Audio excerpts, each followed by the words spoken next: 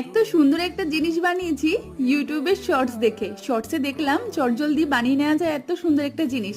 তার জন্য সবার প্রথমে একটা ডিম নিয়ে নিতে হবে। ডিমের ভেতরের অংশটাকে এরকম ভাবে রেখে দিতে হবে একটা পাত্রে। তারপরে ডিমটাকে খুব ভালো করে ক্লিন করে ডিমের খোসাটাকে শুকিয়ে নিতে হবে।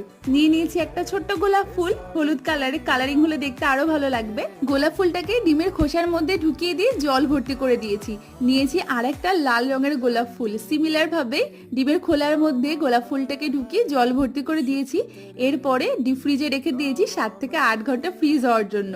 দেখো যখন বার করলাম পুরো এরকম বরফ হয়ে গেছে ডিমের শেপে, কতটা সুন্দর লাগছে না দেখতে।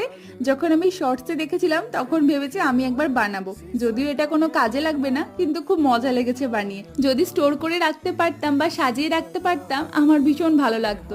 যাই হোক, আমার মতো তোমাদেরও যদি ভালো লাগে তাহলে তোমরাও বানিয়ে নিতে পারো বরফ দিয়ে। আশা করবো ভালো লাগলো।